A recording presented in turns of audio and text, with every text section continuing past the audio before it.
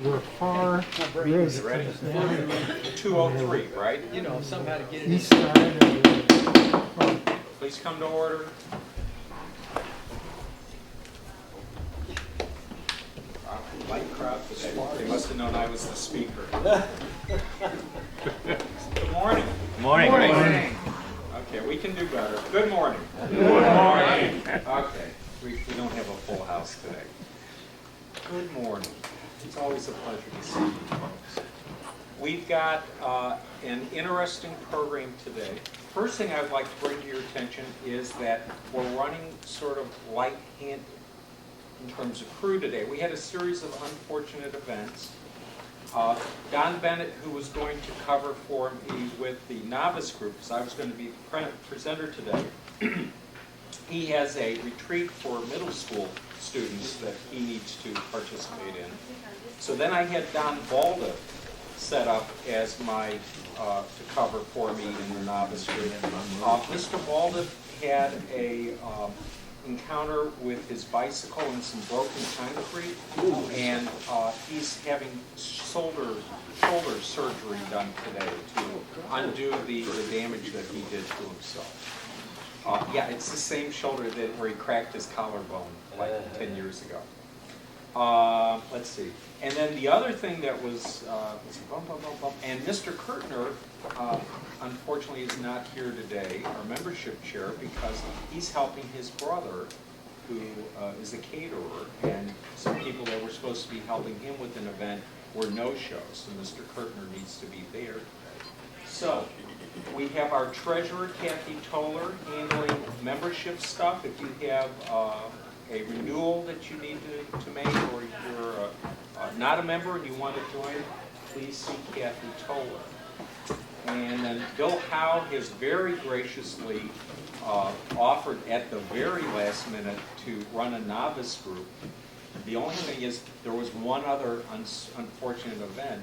My personal Mac, my personal laptop that normally is used for the novice group, this morning when I booted the machine, I had no display on it. Okay, so we're going to have a novice group hosted by Bill Howe, but he doesn't have a dongle to hook up to a projector, so it's going to be just like it was in the very beginning. We can all cover around the Right. Okay. But see, you know, with the new technology, you can be off this far from the dead center and still be able to read the screen. Another small item, we've turned into a Microsoft user group. I just thought I'd let you know. Okay, let's go. My goodness. Let me get out of this. do we boo at this point? No, Is that, you should not boo at this point. And the reason why is we can run Microsoft operating systems on our Macs. We can run Linux on our Macs. We can run proprietary Unix systems such as Solaris on our Macs. So it's all good. Think of them as just tools. There's some tools that are awkward and hard to use, but we keep them around for those special jobs. Same thing with Windows. is that boot camp? Actually, this is running in a virtual engine inside a program called Parallels. Okay. Parallels. Is that 5 or 6? It's Parallels 5. Parallels 6 has just been released. I haven't played with that yet. Yeah, I haven't bought it either. Okay. There are other ways of running alternative operating systems on your Mac.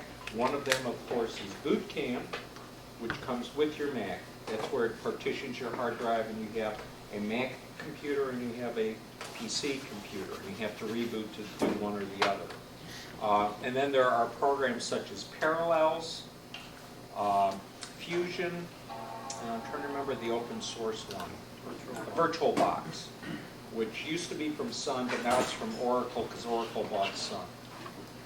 All right. Our presentation today is going to be about importing and exporting contact information from webmail contact books and from the address book that comes with your Mac. Bill Howe will be handling the novice group, and obviously since it's a last minute thing, he doesn't have anything prepared, so it's going to be just open forum questions. So let's start with our welcome. We have a tradition in the Mac group.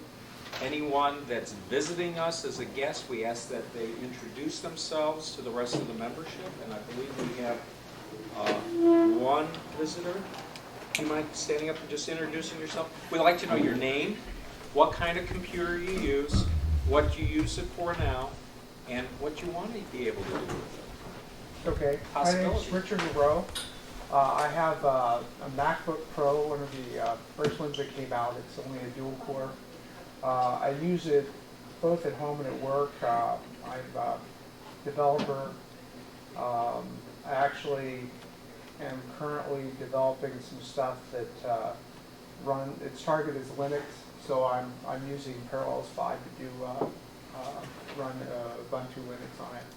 And I am kind of frustrated with it right now because I can't run Java 6 since it's only a dual core, and I'm also unable to run the 64-bit parallel virtual machines because, again, it's only a dual core. So I'd like to get a 17-inch i7.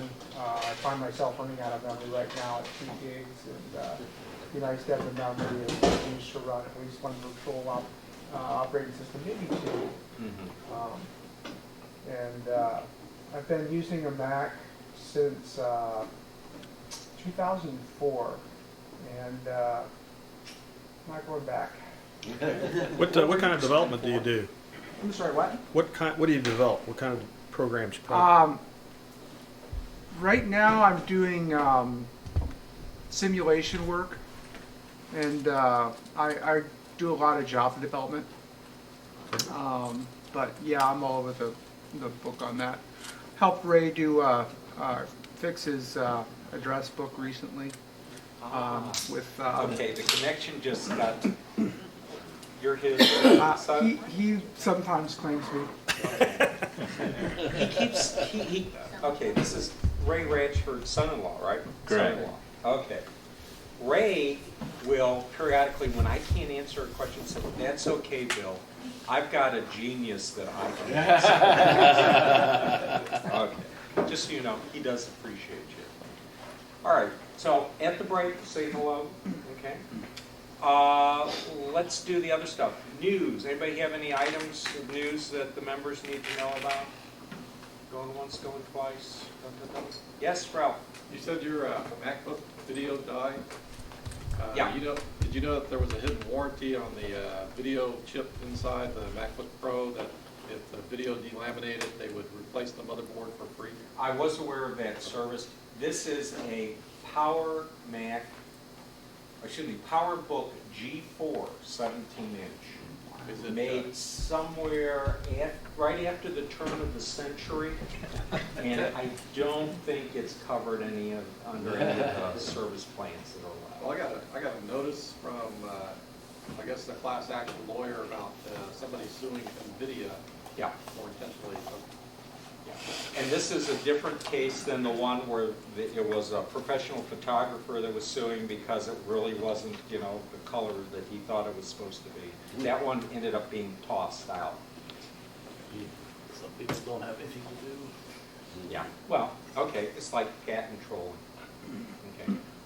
I saw a infographic, and I believe I got it from Ars Technica, and it was which computer company, cell phone company, cable company, whatever, is suing whichever, and it's like missile command.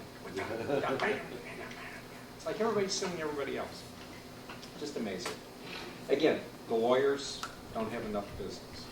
Okay, so anyway, just so you're aware, Apple has been doing some significant releases in terms of hardware.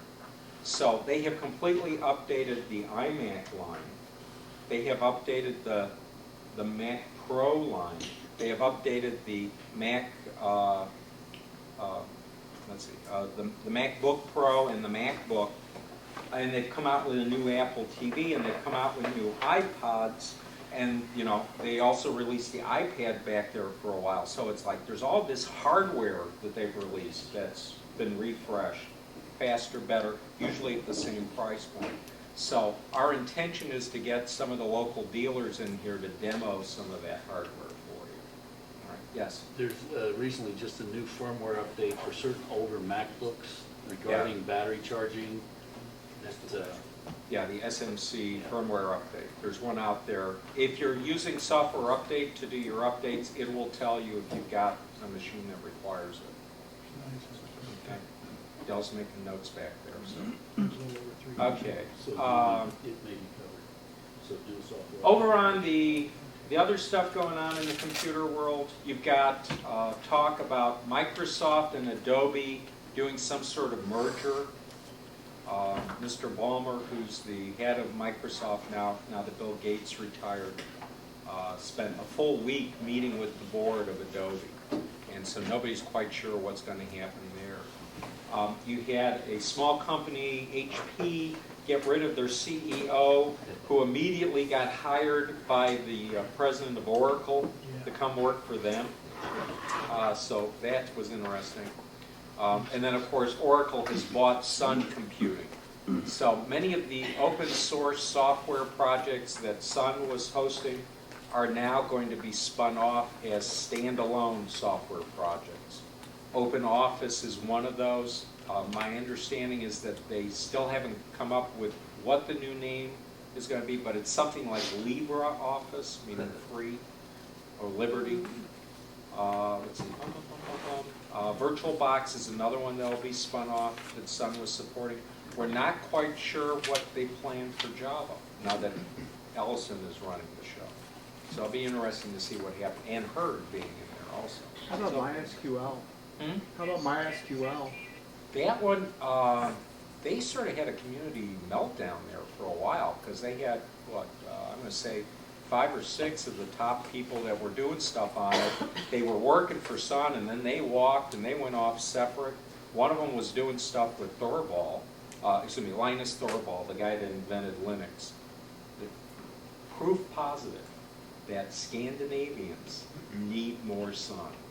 You get those long winter nights up by Uppsala, and you have nothing to do, and the next thing you know, you've got a new operating system. Okay, does anybody else have any other new items that they want to mention to the group? Going once, going twice? Then I'm going to say, let's go on to help desk. Has anybody had any problems this month? While I take a bite of donut. No problems? Well, I'd like to ask a question. I see you've got the CNET in your dock. I mean, I had Mac Fix It and Tech Tracker, and that went away, but then it sort of came back, and I got a refund, and I still keep getting stuff from them. How do you sort all this out? I mean, who's doing what to whom in all this? Okay. CNET currently, the CNET, what Tim is referring to is this icon in my dock that I'm launching right now. CNET Tech Tracker. And by the way, let me do this real quick.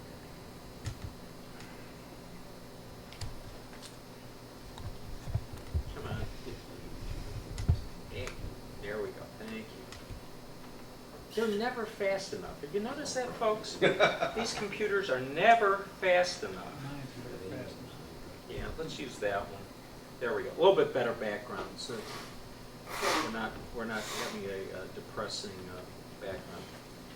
All right. So anyway, in the dock, there's this application that I have in the dock. It's called CNET Tech Tracker. What it does is it catalogs the applications that you have on your computer. And then, it will notify you when one of those programs has a newer version available. So it's taking me to a website on CNET, and it's telling me that there's a new version of Parallels Desktop. Let's see, I've got 27 items that it's tracking. So 27 programs that are on my Mac that it's tracking. And it's telling me that there's a newer version of Toast Titanium, and there's a newer version of Xquark, and it's telling me I'm okay, I'm up to date with Adobe Flash, okay with these other things, the other stuff. Now, it started out as being free. They just started 2 weeks ago, the little annoying thing that comes up that says, you could buy Tech Tracker Pro, for so much a year. I'm not sure if it's worth that to me. When it was free, easy way to keep track of that stuff. So the free is gonna go away? The free, they're gonna start, this is just me talking. May not be reality. But I would imagine they're gonna do the same thing that I saw happen with the other programs that do this kind of thing. They'll start reducing the number of computers that you can have. Currently, you can have 3 computers where it'll track it. They'll reduce that down to just 1 computer, and then they'll start restricting what programs it loads until it's not useful. And yeah, Reel them in. yeah. Well, Catch them and reel them in. you may not be aware, but the economy is a little distressed, and everybody's looking for revenue any way they can get it. The other thing that happened, of course, is that one of my favorite sites for keeping track of new versions of software, Version Tracker, was purchased by CNET. Yeah. And so I was shocked 3 weeks ago when I went to Version Tracker and all of a sudden I'm on CNET. And the Version Tracker interface went away, which I thought was well laid out and I could quickly navigate it, and the CNET came up and I'm going like, okay, yeah. So I'm back using Mac Update to keep track of Version stuff. Tracker doesn't seem to be completely dead, though. They send you free updates Yeah. for stuff, but Yeah, but they've been subsumed inside the CNET folks. okay. So anyway, what can I say? It's an imperfect world, and we just have to learn to deal. Okay, so I answered your question. Yes, Ralph? I'm going to ask the question that you're not going to have the answer to. That's okay. The manual pages. I found a little faux pas that Apple did with the manual pages. If you upgrade from 10.4 to 10.5, Yeah, the manual pages don't get updated. okay. If you go and it's supposed to be that if you go update the Xcode environment, it's supposed to go and update the manual Your pages. main pages, yeah. And it didn't. Yeah. There's supposed to be a script that you're going to go out and, X11? no, the manual pages for the Mac. This one? Okay, you're in a command line user interface. In other words, black screen, white letters, you type everything, no mouse, okay? You're doing Unix, command line Unix. Sometimes we forget what the switches and parameters for various commands are. That's why they have the man pages, where it'll lay out what the little things you can put at the end of a command to make it do various things, and what they're called parameters or switches, depending on whether you're in command line Windows or command line Unix. So those man pages are very important, but see, if you're using command line Unix, you know enough to go update the manual pages yourself. But they won't update. Oh, they got them locked down? I don't know what they did. I followed the script and it didn't do Okay. what it was supposed to. Which is really annoying because I want to do the switch in LS to list all the directory stuff. Yeah. And there's a switch that they put in 10.5 that's not listed in the manual pages. That's what was my clue that there was something wrong with the man pages. Okay. So that was when you go from 10.4 to 10.5? Yeah. No update for man pages. I'm curious if anybody's found the same problem when going from 5 to 6 or any other kind of version. Yeah, that'd even be worse. I'll take a look when I've got some spare time, which is going to be a while. But question I have for you is, where did the script that was supposed to update it come from? Where'd you get that? After hours of searching for a clue, I found a script, I put it in Apple script, I ran it, it didn't Okay. work. I said, well, so much for that when I'm searching. Okay, so you're not quite sure where you got the script? Right. Okay. Okay. I'll see if I can get some info on that for you. Anybody else have an item? Yes? Just a quick question. Yes, Dan. On autofill, is there a place to edit things? There's one particular aspect of the autofill that comes up on my computer that's wrong. I mean, well, it's right, but I would like it a little different. Okay. Are we talking about autofill inside Safari, or are we talking about autofill inside a Microsoft Word application? Because they'll both do it. I think it's in Safari. Okay, you think it's in Safari? I don't know, but I can find out. Safari autofill. Okay. What version of the OS are you running? 10.6. Okay, 10.6. So you've got a Safari 5 then? 10.6.4, yeah. Okay, so chances are you've got Safari 5, that'd be autofill. Okay, I'll see what I can do about that one. Who else? Anybody else? Two strikes. Let's go for the third. Is he talking about where it autofills Yeah, like a you're name in and address? Safari and you're on a website and you're starting to fill out stuff. Well, it pulls that information out of your address book. Not always, because it might be, you can have it where it does other stuff too, where it'll automatically fill your, Is it your personal information, or is it something, is it like passwords? What it is really is in a phone book.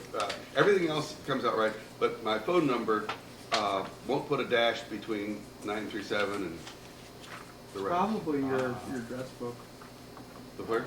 In your address book.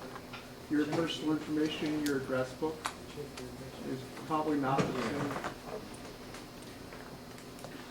you know, what is your default setting for phone numbers in address book? Are you set to do, you know, open paren, area code, close paren, or you got it set for area code and then a dash and then? I looked up my name in address book, and it's 937 dash, Okay. and that's what's there. There's, You know, sometimes, if you've typed in your phone number and have, somewhere else and you haven't put a dash in because you have, Mhm. it may just be picking that up as history instead. Okay. How can I get Specifically with phone it? number. Yeah, because I use a different email address for certain websites I go to, because I just consider AOL as my junk mail email address. And occasionally that'll pop up Okay. if I've typed that in somewhere instead of my Mac. And it's putting no dash at all, or? No it's- dash. It'll put a dash in after the 6 digits, then dash. That one will go in, but the rest, Okay, that's an interesting puzzle. Sometimes I it like could be the puzzles. website too, how they've got that field set up. Yeah, but it's very consistent. Yeah, okay. okay. Well, you gave us enough information that now I have a puzzle in my spare time. Yes, Elton. Since it got awfully quiet when you kept asking for problems, I'm going to throw something up just as an area of interest. If anybody could talk to me during break or let me know who I could talk to. I'm interested in being able to take DVDs and convert them to QuickTime somehow or something so that I can put them on a flash drive and carry it and then plug the flash drive into any Mac I've got anywhere and pull out and play the movie. There's a number of different programs. Commercial DVDs? Commercial movies? Or otherwise, my own DVDs, anybody's DVDs. Your own okay. DVDs isn't a problem. Yeah. There's certain, Yeah, commercial I'll ones. say, What about, I at like the commercial break, ones too. At the break, talk to Bill Howe, or Novice Group, ask Bill Howe. That would wipe out the whole novice group probably. Getting me to understand. it's very simple. There's programs out there that once you put the DVD Okay. in there, you can tell if it's correct. We don't have any more help desk items, so let's move on to for sale wanted. Do we have anybody that brought in any freebies today? Anybody looking for a piece of equipment? I put some Take my little flash drive. laptop hard drive over there that's Okay. just smaller Take than them some of the time. Okay, and you put it over. mouse. It's in this round table. Okay, A mouse and a which okay. Internal hard drive, that's a padded drive or a SATA drive? Over in this corner of the raffle table, which I'm about to move over by the donuts, there's a mouse, there's a little D-Link, and there's an internal hard drive. Those are freebies, Dan? Freebies. If you're interested in them, just say thank you to Dan, and off you go.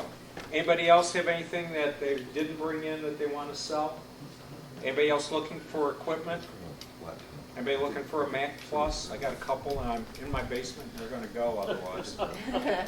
You don't have to have a floppy drive or a DVD drive for No, it's an internal. one of these. Okay.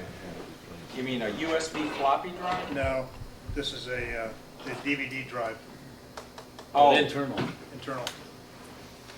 if I can't get my PowerBook G4 to work, I may have one for you. But this here, I ejected a DVD Yeah. about a month ago, and I got this awful sound when it came out. Oh, And when I went to put the next one in, it went in, yeah, but it never yeah, initialized it, and it came up on the screen. And if I hit the eject key, yeah, it will come back out, yeah. but You figure that's the it. lasers out? You don't know? Don't know. I think it sounds like mechanism. Okay. Do you want to relate your sad saga of the G5 iMac? My daughter-in-law had a G5 that the screen just went really strange colors, like a mosaic pattern. And after a month, or an hour, I'm sorry, of using the FireWire, it started to clear up. And it would go clear, and then when I rebooted the computer, it was okay for about half hour until I did something else, and then it went all screwy again. We found that somebody in Vandalia would change the capacitors on the motherboard. I took it into them to do that. When I got it back, I think I screwed up in putting the motherboard back in. Didn't plug something in. When I turned it back on, the screen was completely black. So my results was less than, But at least you tried. and I took the hard drive out of the computer, put it in a newer technology case, and give her back her hard drive with all the information on it. So at least she had her data. Okay. Is there somebody in Vandalia that works on screens? He had worked on a G5 before the board I took in, and that was not good either. So I got a feeling part of the problem was myself when I put it back together, that I didn't have this one plug plugged in, and I may have pinched a wire in getting that motherboard back in place. You know, I had about a 70% chance that these capacitors were going to fix a problem, but I don't know. It just This relates to the infamous bad capacitor problem that all of the computer manufacturers ran into, where the people that were making the capacitors in China apparently didn't steal the whole formula for the goop that goes inside a capacitor from the Japanese. And so there was a wide range, this is about 3 years ago, 2.5 years ago, there was a wide range of power supplies that started to go bad on a wide range of electronic goods. And one of the devices that was affected were the G5 iMacs, the white ones. Yes, Why there was some bad airport expresses? yes, Phil. GMAC, is this just the power supply you're talking about? no, this was a video. Yeah, I know Yeah. that's what you're talking about, I'm Yeah. asking him. On the motherboard, some of those capacitors are on the video circuit, some of They them are? are for the power, yeah. Okay, And- I have a 17 inch, Yeah, what you're talking about, yeah, and I put it to sleep, it's working fine. yeah. I brought it out of the sleep, and now black bar on the right side of the display. That could be a sign of the capacitors are going. There's a website that I found, I pointed Chuck to, I'll point you to it, and it's got all these different symptoms and what it means if it does this as opposed to if it does this. Yeah, because what I did is I printed out a, what do you call it, like a page, Yeah. just printed it out. Yeah. And Now, these aren't the whole emacs. thing's there, so I These know aren't the emacs, these are iMacs. iMac, I just said that, I have Yeah, 17 okay. inch iMac. Okay, just I know you got those emacs that we never got. No, no, this is mine. Okay. Yeah, it's an iMac, it's, 17 inch, but the thing of it is I printed out the screen, it is a screen print. Okay, So what would have been filling the screen prints out. yeah, So it's not information issue, It's is a hardware strictly, issue. is strictly Yeah.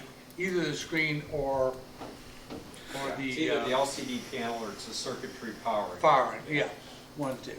When you take the back off, you take the back off of the iMac, you look at the capacitors, and they're usually, the bad ones will have on the top of them a bubble.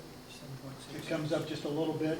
The top of the capacitor will just have a little bit of a bump on it. Where's the bubble and where are you talking? Top of the capacitor will be, Where are the capacitors there's located? only 20 of them in there. Okay. Phil, And all of them I'll send could you be- the website. They've got screenshots of the motherboard that shows you exactly what to look for. Let me write that So down. this is strictly Phil video. Longo. Yeah, it wouldn't be the power supply, it's the video only. Well, some of these capacitors are part of the video, some of them are part of the other parts of the computer. All the capacitors, you know, the capacitor in there is about a This capacitor problem started how many years leads all ago? on in. It was bad capacitor manufacturing fault. Yeah, but I mean, Capacitors. what hardware would have it in? The capacitor can change it. That's Anything all. that was made in 2001 to about 2003 Apparently, timeframe. Carrying the computer lines. I mean, it was all over the place. It was in some automobiles Apple with their onboard computers. It was in television. Anything that was using capacitor that from this manufacturer. Can you tell by looking at the capacitor if it's? Yeah. No, The it's- can well, will swell and you'll have the goop coming out of it. It's real easy to tell. Bad caps. Not to mention the odor. I used to pay $2 a capacitor, $10. Yeah, I know. Okay, anyway, Okay, I gotta keep it moving down the road. okay. Okay. So I gotta discipline myself. All right, no other help desk items? Okay, we got any employment items? I don't think so. Unless there's something else of important. Yes, Mr. Gray. I don't know where we are in things other than past help desk, but I came across an interesting blog post for people, anyone interested in virtual machines on Mac, of a guy that using strictly open software, open source software, freeware, created a virtual machine on a memory stick with the software on it that you can just click and boot it, the virtual machine, under Windows or Mac. Ooh. So he's got like two versions of virtualizing software on there, and he's made it so that no install is needed. You just plug it in, you know, and click on the run guide, and that virtual machine fires up. Would you mind sending me that website? But I whatever you got? think somebody, even you, might be interested in that. Okay. Is that Sugar Labs? No, it's, I forget. Okay. I'll find it. All right, just make a notation, homework assignment, just send me that info so I can look at it, and then I'll give it to Mark and he can send it out to the members. Yes, Rob, okay, I was just last gonna- by the along apple, that Rob. Real quick, I was just gonna mention that there's a, Sugar Labs is an organization that's trying to make one laptop for every kid type thing. They have a product which is a slipstream version of their operating system. They put it on a memory stick, and you're supposed to boot it up off the laptop so the kid can walk around from Was that whatever machine. Chromium they were using, Chromium OS? No, it's a Linux box type thing, but it's open source everything. It's Well, just called Chromium Sugar. is Linux-based. I Well, want no, to I say mean- it's in Ubuntu. It wasn't encumbered with any kind of issues. Chromium's a bunch. Yeah, he's going all the way to No, the one- Debian, which. Oh, you're talking about the one he's, Yeah, the one laptop for child. yeah. But that was, I thought it was Kubuntu that they were using. Yeah, Ubuntu. So it's a slimmed down, because Ubuntu's got some pretty hefty stuff in it that a netbook is not going to handle well. Yeah, Ubuntu is GNOME-based, Ubuntu is KDE, and then there's actually another flavor too. Okay. Come back. I like having you there as a resource. I just thought I'd mention that. Okay, very good. All right, raffle time? What do we have as raffle items? Everything is over on that table.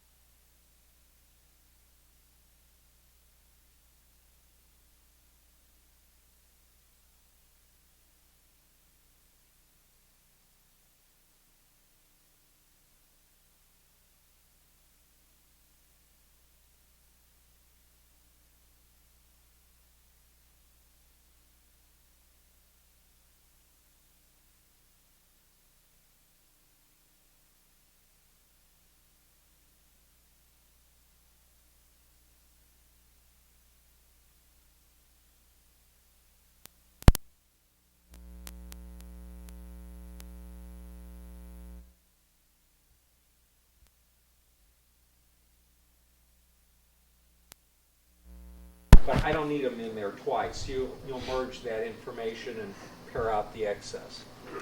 And after you've merged your duplicate records, then you're going to clean that address book data. You're going to go through the contacts one more time to make sure that you've got the correct stuff there. You know, it's the sort of minutia like you've got 2 cell phone numbers for somebody, and you go, oh, that's the old one, this is the new one. You clean out the old one. And if you're really being a little OCD, what you'll do after that is you'll then export your information from address book into a format acceptable for your webmail. You'll go up to the webmail, delete everything that's there, and then replace it with the good stuff. Okay. Now this is the manual process. It is also possible to have this automated where things are synchronized, but we'll leave that for another day. Yes, Richard? May I suggest being paranoid about such things? Step 1 is export your contacts to a file as they are, save them as a backup. Okay. Before you clean. Okay. Yeah, backup is always good. Maybe even periodic. Okay. The only problem I run into when I do that, okay, 15 years of doing computer support, I have no confidence in computer technology whatsoever. I assume anything made by man is going to fail, and it's always going to fail when I need to have it. So I keep so many backups that sometimes I deleted one I didn't mean to. Yeah. Sometimes I end up with backups I don't properly document. This is that's why I like Time Machine, because I don't have to do it manually. And I'll end up with stuff, and I'll go, okay, which is the freshest backup? Which is the one, you know? Anyway, but that's my personal. Yeah, I'm just talking about you get to the end of the procedure and you realize you blew it. Right. You know. Right. Have a putback. Okay. Dual. Okay. Any questions at this point about what we're going to do? Yes, Dan. Not directly with what we're going to do, but with webmail particularly. Mm-hmm. When I use Safari Mm-hmm. to go to our Roadrunner Mm-hmm. webmail, I have real problems with it. It doesn't, the server's down, or the server dropped or something, and Mm-hmm. I have to use another browser, Firefox? and that usually works. Yeah. Firefox seems to work. You'll Is that get right? these idiosyncrasies. Okay, I'm not a real fan of the way that Roadrunner does their email on a couple different levels. One of which is that the outgoing mail server is not visible from the internet, which means if I want to use a mail program, a mail client, to send my email, I can only do it when I'm at, let's say I have a Roadrunner account, I can only do it when I'm at home connected to my Roadrunner router.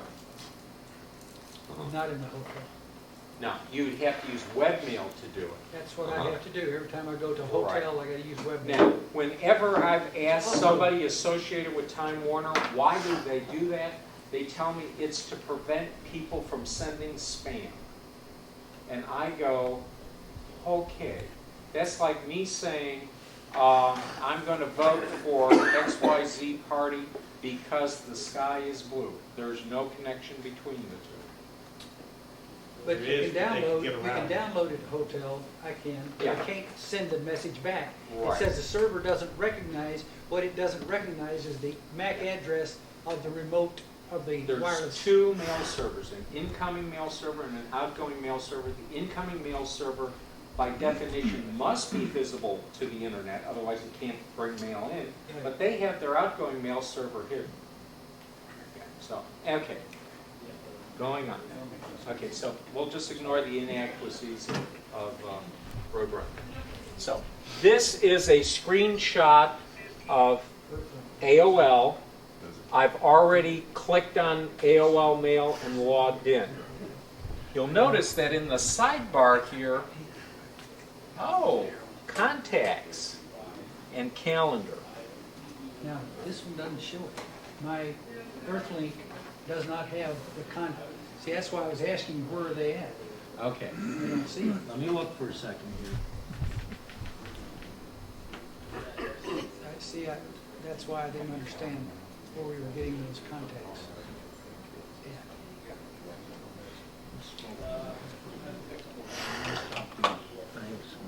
Questions about You don't have calendars either. That's why I was so curious when I asked you. Yeah, Webmail. address book, Oh, where'd you find it? right up there. Oh, thank you. Okay, Small now, print. Elton, once again, save me again. On some of these webmail services, you'll see a link that says address book. On most of them, it's going to say contacts. So you click on that. That's going to take you into your address book or contacts. In this case, I've got one for each of one of these people. So this is the interface you would be in, and you would double click on one of these. It would open up a virtual space for that person, and you can see what phone number you got for them, and address, and if you've got a picture associated with them. Do you have their first and last name reversed? All that sort of stuff is the cleanup stuff I was referring to. Okay, now, we go back here for a second. So, once you get this stuff cleaned up, now you want to do the export. Now, this is not like exporting cars from Japan to the US. When I do an export of data, the data stays where it originally was. What we're doing is creating a file that has a copy of that data. And that file gets downloaded to your computer. Okay, just again, remember that situation. We're using a web browser, and we're talking to a website. And all of you have downloaded files. This is a process you should be familiar with. So, how do we get this data? How do we do the import and export? This is where you want to start looking at the sidebar or the toolbar area, and you want to look for any of these things that have drop-down little arrows that would indicate there's some choices in there. On AOL, it just so happens that your import and export functions are inside a thing labeled Tools. Okay. If you're on something like Gmail and your Google Contacts, you've got a whole bunch of really neat tools in there. Okay, so in this case, we're going to export data. So we would select Export. Okay, so this is the screen that I get on AOL. Now again, I don't want you to memorize how AOL does it, but just get that general concept that you're looking for the spot where an import and export is going to be available to you, and if you select export, it's going to give you some choices.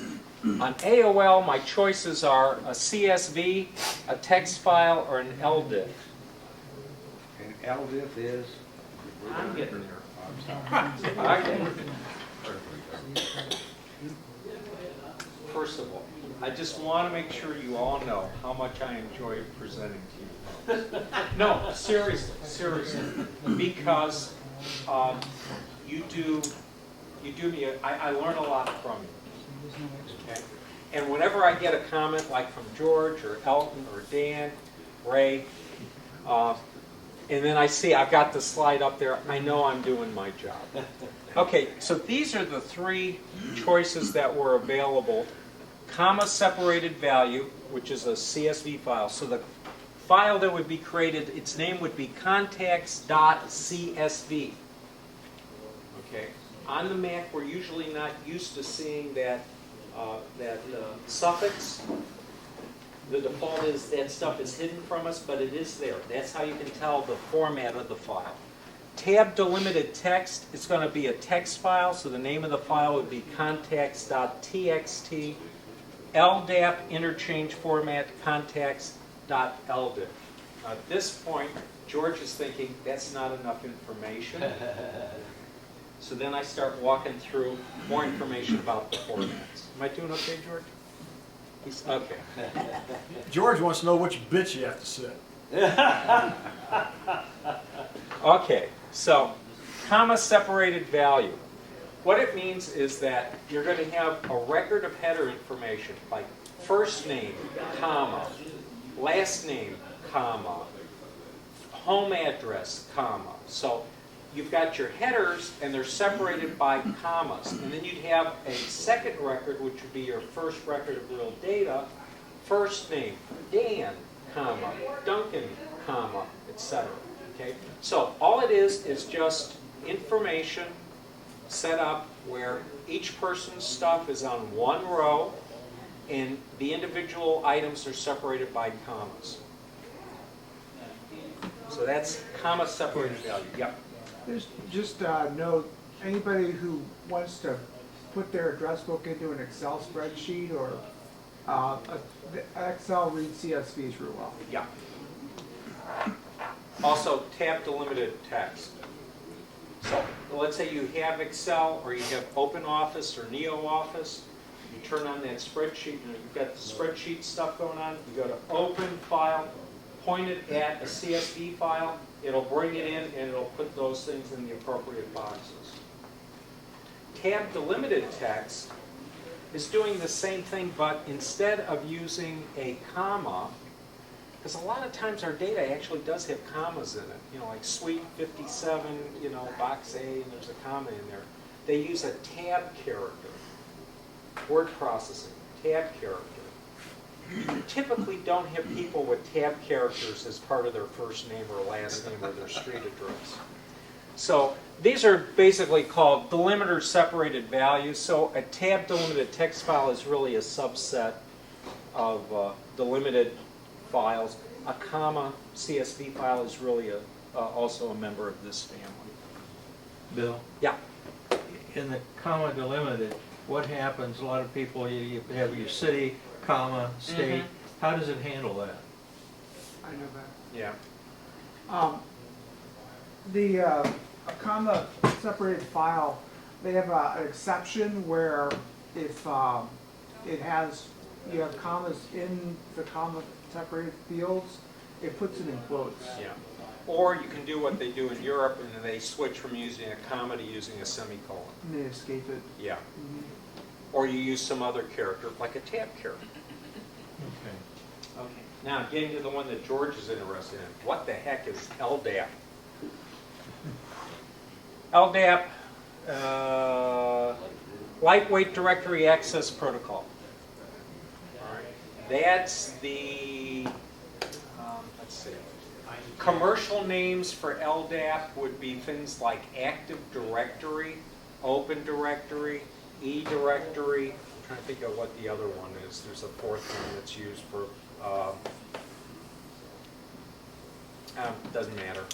But it's a way of handling directory information, and it's a journal format so that when you're writing data to that database, if the transaction does not complete, you can roll back. So it's meant to be a very robust, error-tolerant database. Well, this is a format for outputting that kind of information. And that's about as much as I want to say about it. Do Google for LDAP and LDAP. All right, so now the question is, we got these three choices. Which is the right one? So I went to Address Book and Address Book Help, and I looked up what it can import. Oh, Address Book can import contact information in a vCard format, which Tim alluded to, and I haven't said much about. LDAP, tab delimited, comment. Oh, so basically any of the three will work just fine. I find I get a better result with either LDIF or tab delimited. And I think that's because I have commas in my data a lot. Okay, so how do I tell Address Book to import stuff? Well, let me back up just a second. So I made the selection of how I wanted the format. Then there's a button that will show up on your website that says Save, and it then downloads that file to you. And it's going to be either contacts.txt or contacts.csv. So now we've got the file on our machine. We want to get it into Address Book. So this is a screenshot of Address Book. The File menu, you'll notice that we have, import and export commands here. Oh, that's interesting. So at this point, I just want to do a quick escape. And I'm gonna bring up address book. Oh, wrong one. Too quick. Clicking before I look. Okay, so here's address book. Now, following Rich's suggestion, I'm going to save out a copy of this. I'm going to save out an archive. And documents is good. That, by the way, is the difference between the leopard version of address book and the snow leopard. They took away the backup. You didn't have you had the backup in tiger, you didn't have it in leopard, but you got it back in snow leopard. That is a backup? It actually Yeah. says backup? Well, it's a backup archive, that's what it's meant for. Okay, I didn't They see just that. they changed the menus, what the menus said, and when people go, okay, what's an ABV? Yeah. It's just like widgets and dashboard. If you know what you're doing, you know you put your pointer on top of the widget and then you look for the small letter I and you click that and it flips over and then you can configure it. If you don't know that, it's like, how do I change this stuff? All right, anyway, my apologies for digressing. So I just happen to have over here on my desktop, wrong one here, I want this folder. In this folder I have a CSV file, I have an LDIF, and I have a text file, tab delimited text file. So I'm going to select the CSV file the first time. So I'm in the address book, I go to my file menu, I say import. It then gives me a drop-down menu that says, where is the file that has the information? So in this case, it's on my desktop, and it's in this folder. In the real world, it'd be in your download folder. I'm going to just select the CSV file to start, and then I say open. Now, this is what's slick about address book. These are the fields in address book. These are the fields from that first header file in the CSV file. So we can start matching up our address fields with those header fields. And we can say, don't import this one, import this one. Now, I usually look at it first with the header info up, and then I start to walk through my data using the keys, the little arrows here. So now it's showing me that first card of information and what it would look like if we brought the data in as it is right now. So I've got a phone number coming in, and I've got the word home coming in. Okay. So then I look for that phone number. So I would change this phone other to being the home phone. So I come in here and I'm just changing that header. So when that phone number comes in, it's going to come in with the header of home phone as opposed to other. Right. And I walk through my data. I don't walk through all of it, but just enough that I can get a feeling of confidence that things are lined up the way they should be. Once I've got that ready, you'll notice I do have this check mark in there. So that first card, the header information that's in that CSV file, I don't bring that in. Right, there's no reason to. It's just going to come in as an address card that I'm going to have to delete anyway. Once I'm confident that I've got stuff the way I want it, I'd click that OK button. No. Yeah, Dan. Where it says the home came through, that word home. Yeah. Can you change that to an empty box? Sure. Okay, let's see where it says home. Okay, that'd be here. Uh-huh. I would come into here and I would select do not import. Oh. Okay? Everybody get? The home phone number, do not import. No, not the home phone number. Originally, this piece of information, which was the descriptor for that, was showing up in here as a separate item. And I said, don't import that word, home. I see. Okay? Now that applies to just that card? That's going to apply to all of the cards that I'm importing. So this is why I want to walk through the rest of them and get a feel for, okay, what's it look like? Okay, next one. Oh, Not much there. okay, what I'm seeing is that with a CSV format, that somehow, some way, the city and state and his zip code got separated from his first name, and that it's bringing it in like it's a second record. All right, so one of the other things you can do is before you bring it in to address book is open that CSV file in a program like TextEdit and make sure that you got all the information for one person on one line. Now I'm going to say cancel and see what it did if I used a tab delimited format. So this is the same data, it's just a different way of representing it. I'm going to go import, and this time, not the CSV file. We already tried that one. We'll try the text file. Tab delimited text. Let's see what that looks like. And on that one I get, failure. Did not appear to be a valid comma separated. Okay. So I just say okay. AOL is going to do it a text file different than Google will. So a little bit of trial and error is always involved. So let's try and see what happens if we do an import with an LDIF. Now, LDIF, it says, do you want to import 539 cards of information? Okay. LDIF, your headers are associated with your data. It's an actual database you're bringing in. I'm going to tell it to go ahead and just say import.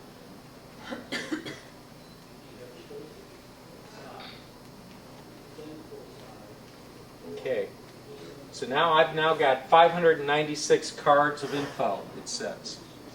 Now, this is where you've got a default group that gets created in address book. It's your last import, the last group of data you brought in. So this is the stuff that I brought in, 543 cards worth of data I brought in from the AOL website. Okay, I'm going to go back to all contact. Is that independent of what's in the main database? If you make a change there, is it in the main database? Okay, up on AOL? No, in address book. It's all in address book, but my last import shows me the last set of data I brought in. Right. If you made a change to that, is that then changed in the address book? Yes. Main file? Yes. So, but in this case now, let's pretend that I've got my data pretty much how I want it. So now I want to look for duplicates. So I'm looking here. DD Mott down there, 2D. Yeah, okay, I got 2 DD Motts. I got 2 Phil Longos. So we cloned them somehow. So this is where I would go into my card field in address book. And I've got a tool, look for duplicates. Okay. So I select that, and it does its thing. You know, you really don't appreciate it until you're working with a couple thousand records. Okay, so I've got 12 duplicate cards were found. Would you really like to merge these cards? Also merge cards that have the same name but certain different information. And I'll say go ahead and merge. Bill? Yeah. Was that looking only at the names? Yes. Only for So duplicate names? that's why you want to make sure your data's been cleaned a little bit before you start to do merges. Because if you've got it where, okay, now, I'm going to use like a Phil Longo, okay? He's got a first name and he's got a last name. So he's not like Mark, let's see, Mark Phillip or Philip Mark. You know, you've got the people with 2 first names, you're never quite sure what it's supposed to be. So in this case, we'll, Jeff Bruce, the guy who used to be managing editor of Dayton Daily News, he's got 2 first names, Bruce and Jeff. You know, so you'd get mail Bruce Jeff Bruce, you're never quite sure. Okay, but with Phil we know. Philip is the first name, Longo's the last name. So you look to see if Longo is in the first name field or the last name field. Sometimes they'll get switched around. So that's the sort of stuff when you're cleaning your data that you want to do. Okay, Carl Meyer didn't get merged. Okay. Well, it hadn't happened yet. Well, let's do a Yes, search Carl for Myers, Myers. Okay. So you will have some manual stuff that you do. So if I select two cards like that, see how they're selected? There's another little command in there which is merge selected cards. So now I manually merged them. Okay? Now, if you had, apparently you had some different data in the second card, you had a Yeah. mobile number, I think. And so that just merged the two of them together. Right. So it's, if you still need to do a little bit of cleanup, because sometimes you'll get some duplication of information. No. Or if there's a field in the webmail that does not exist at all in the address book, it'll put it in the notes field.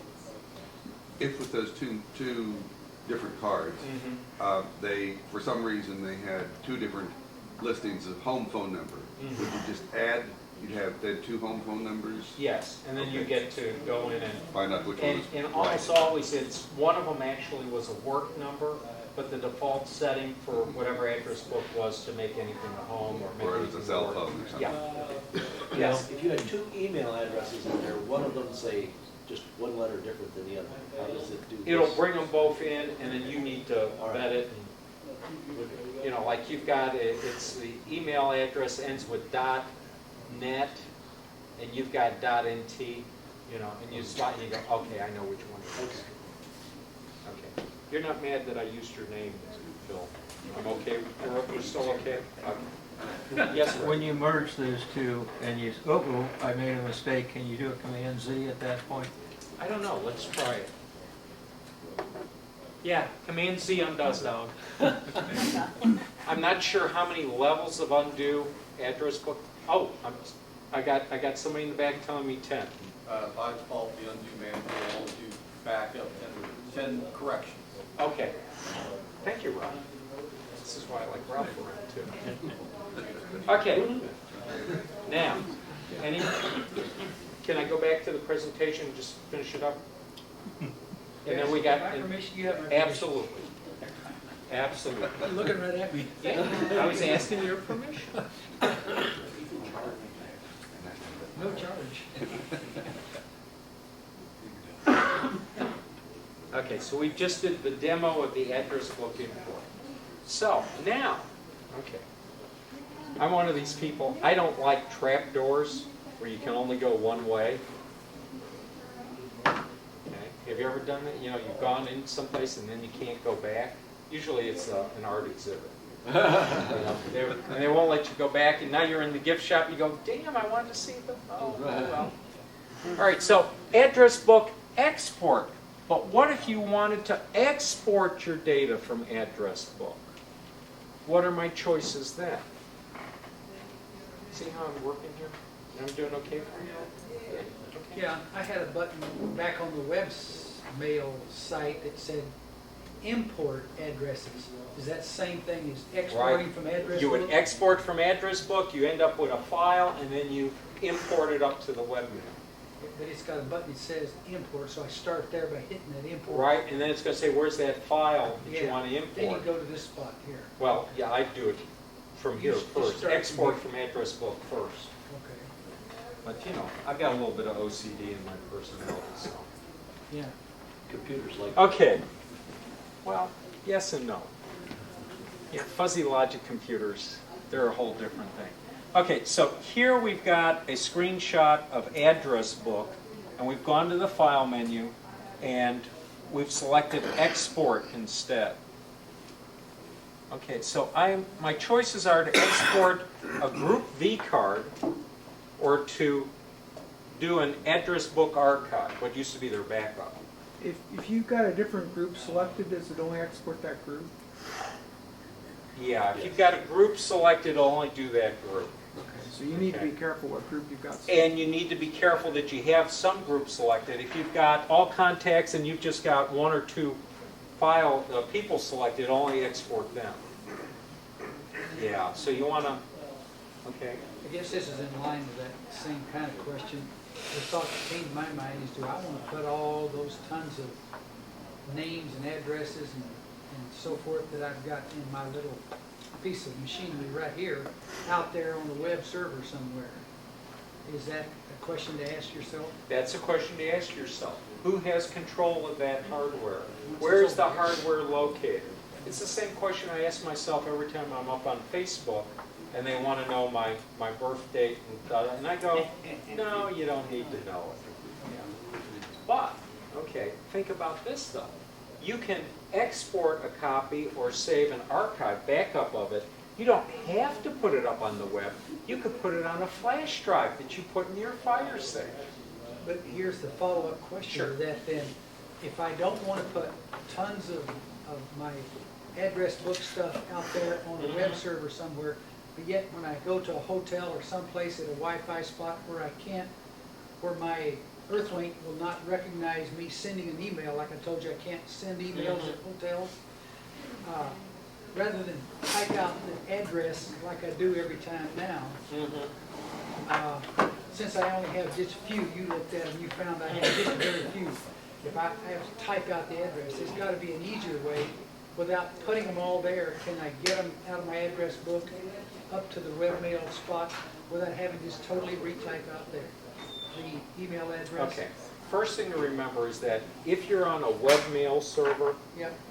you are not just out on the internet. You had to log in, and you had to log in with a password. Right. So not everyone on the internet is going to have access to that contact information you put out there. Typically, it's going to be people who are either administering that web server, Could be crooked. okay, or somebody that hacked the site. Yeah, Okay. they could be crooked too. Yeah, okay. How much value are they going to get out of a list of phone numbers and addresses? And not really that much. You don't want to leave credit card numbers out there. You don't want to have socials up there. But really, they're not going to get that much value from it. Okay. All right. The way I handle that stuff is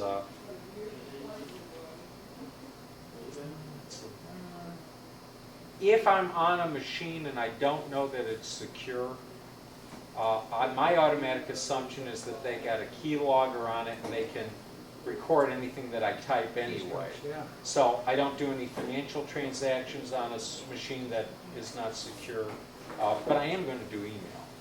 Yeah. You know, typically I'll keep a list of the most people I most often communicate with on a flash drive that I carry on my person.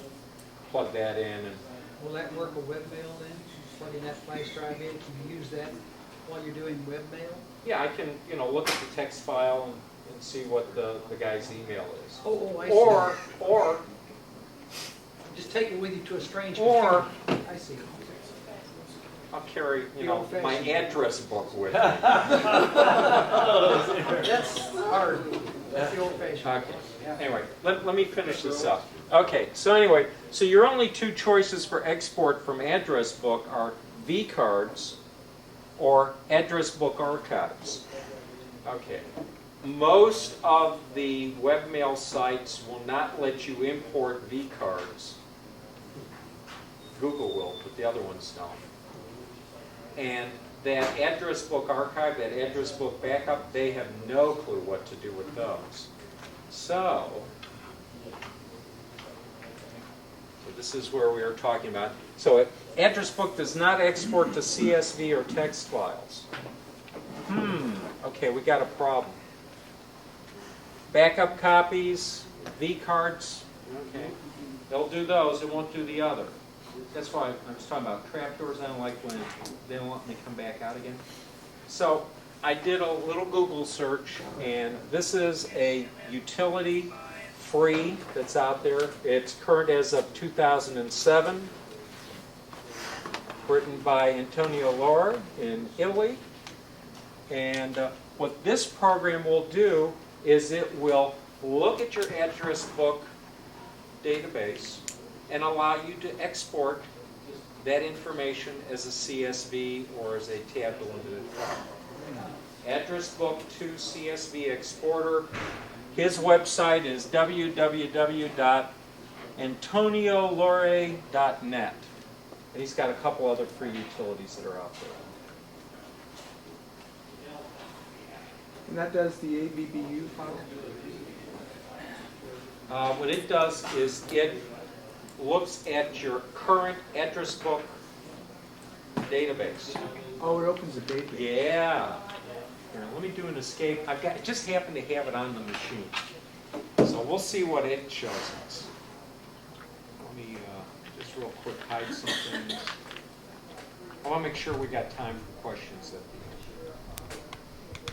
So let me go in. I believe I installed it. And I didn't, so I was bad, so that's all right. Everybody gets a review of how you install something from a DMG file. So here's a DMG file. All right. I double click it.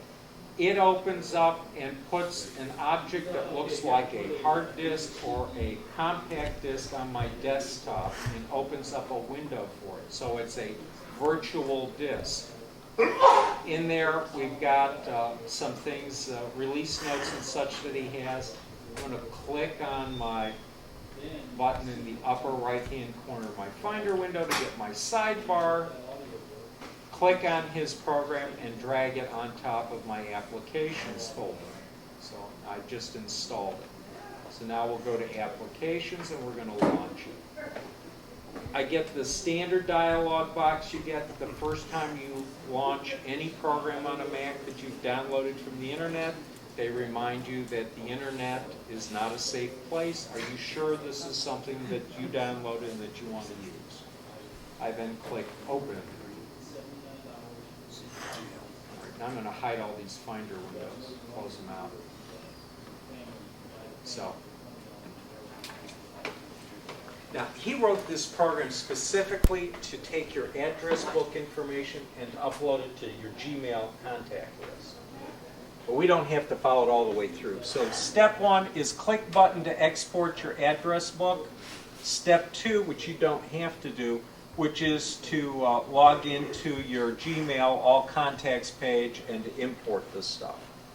Now he's got a standard interface and an advanced interface. What I like about his advanced interface is I can select which group in my address book I want to export. So I don't have to do everything if I don't want to. So I only have a few groups there. I've got sessions and I've got not sessions. So I could select not sessions and have that be the people that get exported. And in this case, let's just do everything. So we'll click export. And you don't have to do the second step if you don't have Gmail. Right. I have Earthlink. Right. Do the first step. So I'm going to have it save it on my desktop because I want to see. There we go. When you import, can you assign to a group? When I do You imported the address book. Can you set the group as they come in? Like the way you do that is if you bring them in group by group. So import a group. They'll be your last import. You select everybody in last import and you apply them to a group that you created. What about the one you get off the webmail? It wouldn't be in order like that. If you're getting stuff off of webmail, you usually have groups already assigned to them up there. Oh, okay. It will preserve that, bringing it down if you use LDIF. So anyway, so it just created this CSV file, just following what you said about opening it in Excel. So this is what that CSV file looks like when we open it in Excel. Bill, Yeah. with the V card, is there any application that will read those? Yeah. A very little used program called Microsoft Outlook, Eudora, Thunderbird. All of those guys will let you, any of the email clients that also have address book functions built into them will let you drag V cards in But and what out. about a text editor? Text editor? No. Let me back up here for a second. Just quit out of these. So anyway, the thing to take away from it is there are third-party programs out there, some of which are free, that'll let you jailbreak, if you will, your address book data. To CSV. Right, to CSV or other formats.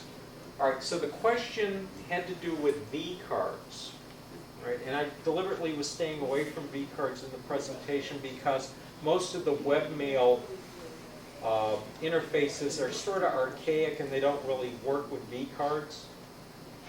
So let's say I'm in address book and I want to send some contact information about a person to another person. If I wanted to, I want to make sure that I'm not using any of those people. So I'll use one of the people that are in here. Is Lynn's not in the audience, right? Yeah, okay. That's Lynn. Lynn Arnold. So here's Lynn Arnold. I've got some contact information for her. So I've selected in my group not sessions. I've selected the person, and in this column it's showing me their information. If I want to export that as a V card, I just drag it to my desktop like that. And it's going to create a V card for Lynn Arnold. Oh, really? Anytime you drag something out Yeah. of the address, Yeah. it becomes a V card on the Yeah. desktop. Now, let's use Quick Look to see what's in there. Oh, well, it's got, you know, the same information. I can look at it in Quick Look. I usually do that before I send stuff off just to make sure that I didn't have a senior moment and pick the wrong person or the wrong item. You know, I try to not perpetuate my mistakes if I can. So actually, Now, it did let's drop the note. No, I've got it set so V cards don't take the note information. Okay, because typically that's stuff that I don't want to share with other people. Okay. Let's say we want to send a group of, we've got a bunch of people, contact information, I want to send it to this other person. Pretend I'm Tom Kurtner, and we've just gotten some new members for TMG, and he wants to send me their contact information so I can update my stuff. If I select several people, so I'm going to select everybody that's in that column, and I drag that out to my desktop. All right, I've got 466 people that are going to be in that file. Okay. And so the file that I just dragged out there, click on it. I think I got the right one.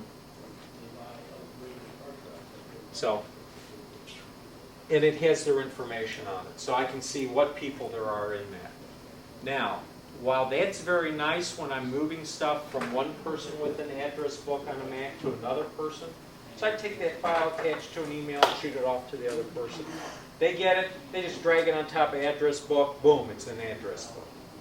Now, the problem is when you're working with people and they're PC-based, and they're typically using Outlook or Outlook Express as their email client and as their contact information manager. Different versions of Outlook, I'll just say this, a multi-person V card doesn't seem to work with every version of Outlook. So when I find if the person at the other end is PC-based, I'll export each person separately as a V card, and then I'll attach them all to the email and send it, instead of one big V card. This may be another stupid question. It may not be relevant to everybody, but I'm using Entourage, which is Outlook. Yeah. It used to be called Outlook in the PC world, but Entourage is Microsoft Office for Mac. Is that? Let me ask the question. Entourage recognizes V cards. Okay, but that's not the question. My question was the address book in Entourage. Isn't that the same address book as if I were to go look it up? No, on the it's Mac? saving it in a separate group of data, but they talk to each other. So my address book Is Mac general is- generic address is book probably may an be different. Entourage. Yeah, Not the same as my Entourage address book. correct. Oh, that's not. I thought all this time. Okay, they I were got. saying- You're correcting me, or No. Oh, okay. You want to add something? Yeah, question. Okay, well, let me finish up this one. I want to check time. Entourage is one of those programs that I've had a monumental battle with over the years. The unique ability of Entourage to suddenly spontaneously combust its database when those PST files get too large is one of my main aggravations with it. Or its ability to send an email to the wrong person even though you put in the right person. So there's some little... I've never had that problem. Well, but you're not dealing with a mailing list, an Entourage contact list that has maybe 1,200, 1,400 No, people, not that big. and you're somebody who doesn't use his email box as a storage area, where the journalists that I used to support would have 12,000 email messages in their Entourage, and Entourage would go beep. Anyway, thing to be aware of. Office 2011, being released sometime this fall, has Outlook. Outlook for the Mac. Was it the same? I thought it was the same. No, as Entourage. Outlook works. I've never had Entourage, well, see, my experience, Yeah, you've had different experience. I had 600 people, actually 800 people I was supporting, and they were using Entourage, and so you get a larger population, you start to see those rough edges on I just assumed they changed the name just to protect the innocent, but it was actually the same program. It's not the same program, it's not the same code. Oh. Office 2011 will be the same program. Goes out. Yeah. I only used Entourage because for years and years and years, I used Outlook. Yeah. In the PC world. Yeah. Before I got smart. Yes, sir. Why don't we import it back to our web server? Oh, okay. Webmail. So we would use, let's say we've got it in a CSV file that we used address book converter to do. Then I would log into the webmail, and on AOL I'd go to my tools and I'd do import. And then it's going to give me a dialog box. It's going to say, where is the file you want to import? This is why when I save this stuff, I almost always save it on my desktop because it's easier to find. I point it to it, it then uploads it to them, and it does its thing. How do we clean it? After it's up, you clean it then. Manually go through and clean it. Yeah. Now, if you're on Gmail, Gmail has tools for looking for duplicates. Gmail has all sorts of nifty ways where you can segregate your data. It's only working on a group at a time. Makes it much easier to work with it. Yahoo has similar tools, but not as advanced as Google. Roadrunner, Juno, AOL, you're doing it one by one.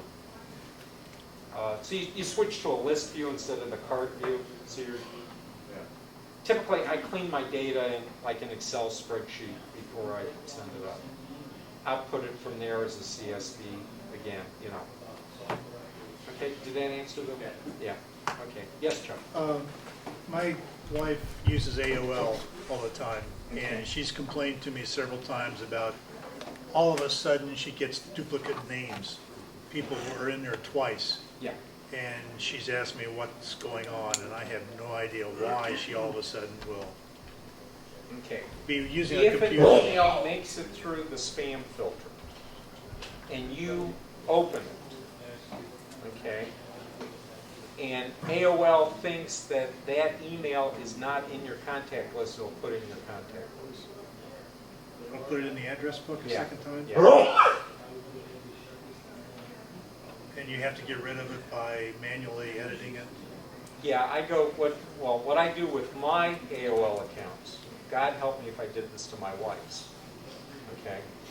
I mean, I would not be at another meeting, okay? So write that one down, okay? This is for your email accounts.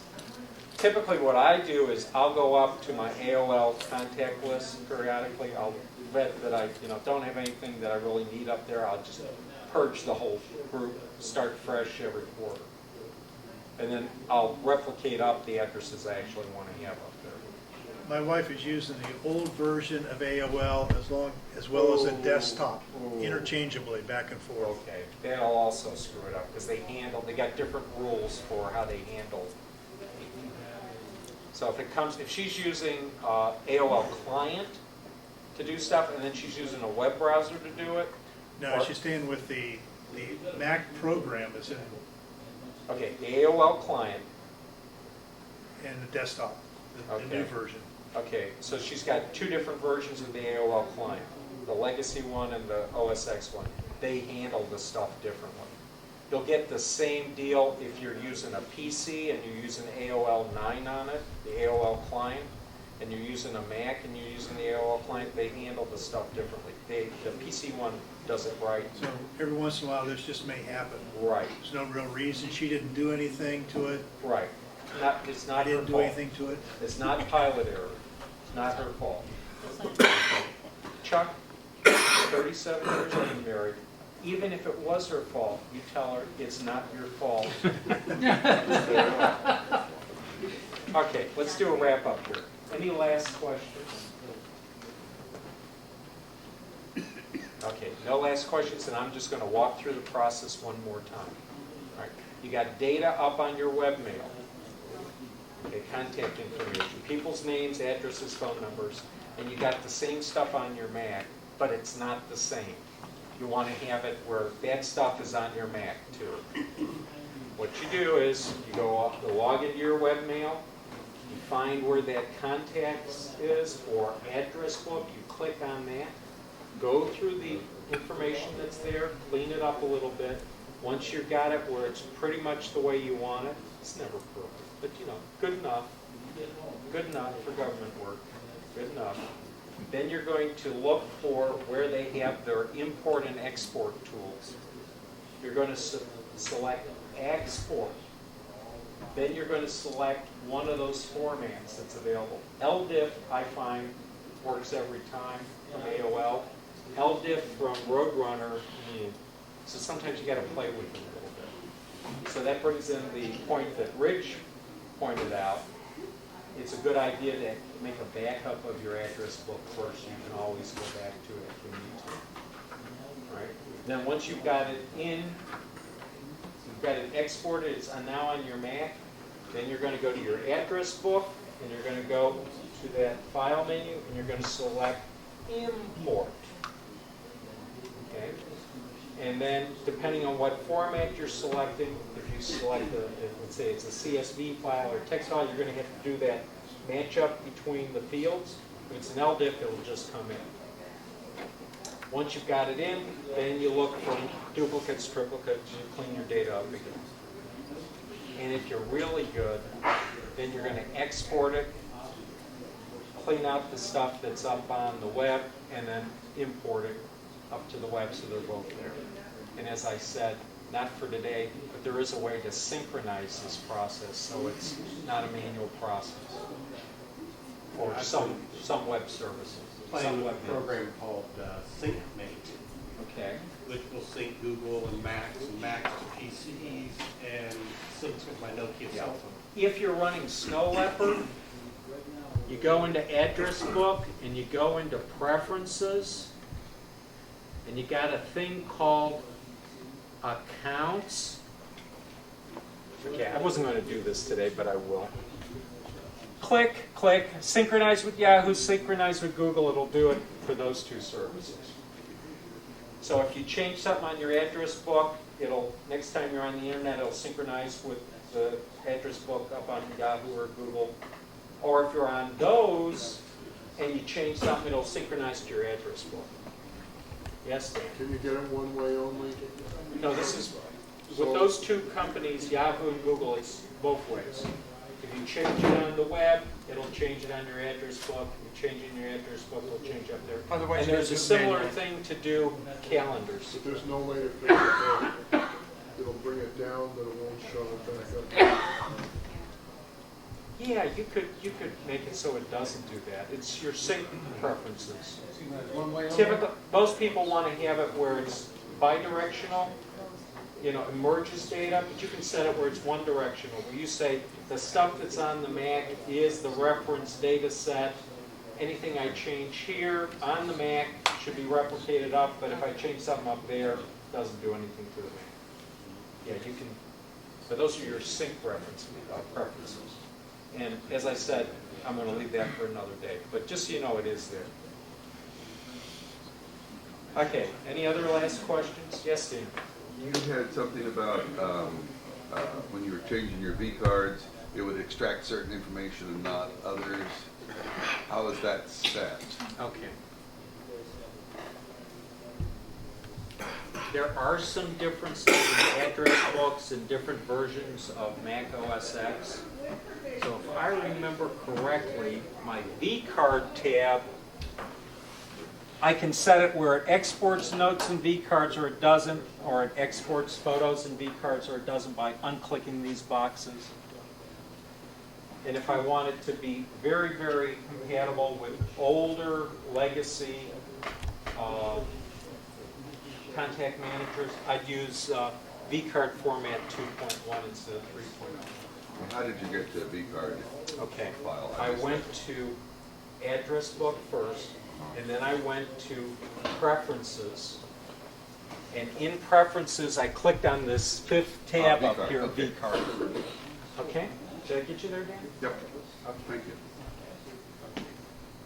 As with all good things, it must come to an end. We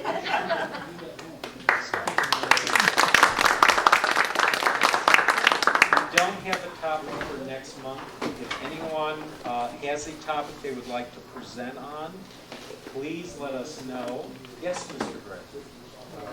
I have one, but I don't think I'm going to do it next month. But I was thinking maybe it would be interesting to do a show and tell type one where people do 15-minute, this is neat kind of thing. But it is my plan to have some of the local vendors in to demo the newer Apple hardware. Okay, like we've had in the past, MacTown and Mac Depot.